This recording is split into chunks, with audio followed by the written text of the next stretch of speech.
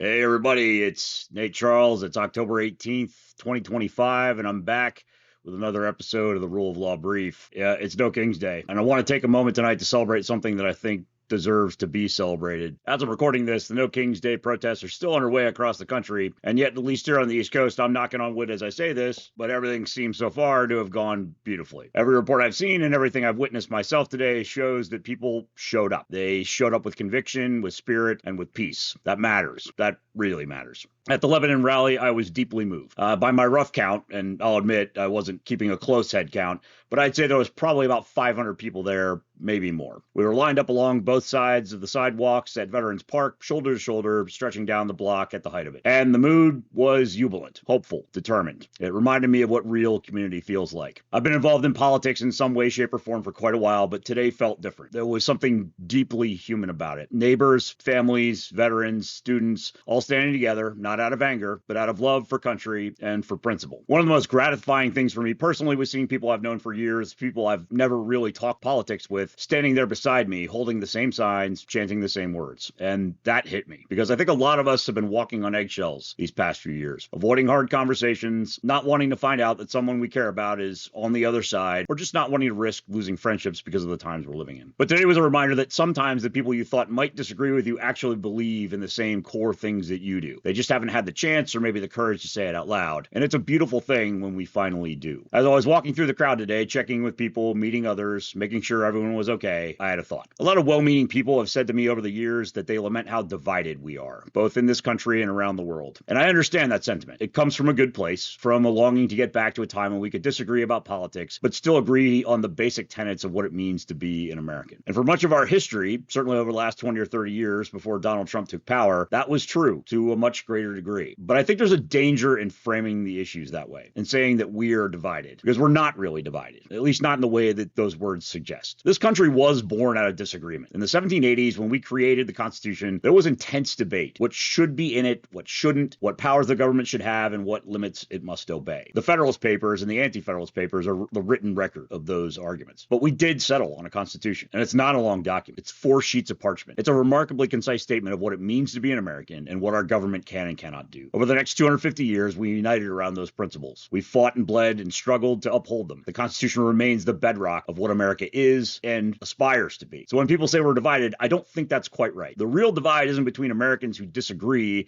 about taxes or immigration or climate policy. It's between those who still believe in the Constitution, those who still want to live up to its promises, however imperfectly, and those who don't.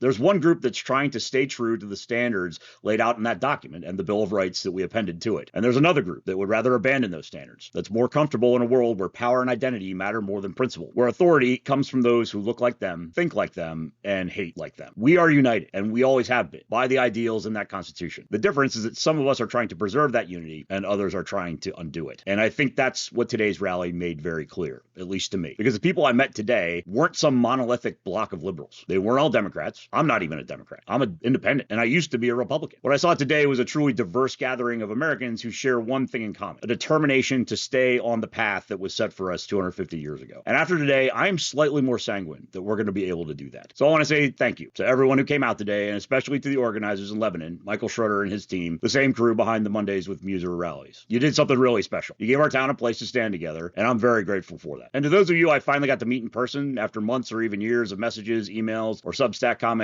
it was a genuine pleasure to shake your hand, to see your face, and to know that we're part of something bigger than ourselves. I left today feeling hopeful. I really believe we're going to win this. Not in the sense of one side beating another, but in the sense that better angels of this country are going to prevail. Because what I saw today, in every sign, every song, and every smile, was love. Love for freedom, love for decency, love for the idea that no man, no party, no one ideology is bigger than America itself. Donald Trump may represent a loud, angry minority, but that's not who we are. It's not who we've ever been. And what I saw today tells me there are far more of us, people who believe in democracy, compassion, and truth, than there are of them. And in the long run, that's what wins. That said, there is one thing I need to push back on a little. I'm not going to go into too much detail right now. Maybe I'll save that for a follow-up video, but I do think there's a conversation we need to have about how we sustain this movement. We need to figure out how we make sure this energy doesn't fade after the rallies end, because it's not enough to show up once. We have to keep showing up at the polls, in our communities, and for one another. But for tonight, I just want to hold on to what I saw today: a sense of joy, of unity, of moral courage, It reminded me why I keep doing this, and it reminded me that we're not alone. So everyone who came out today, thank you. Stay strong, stay peaceful, and remember, no kings.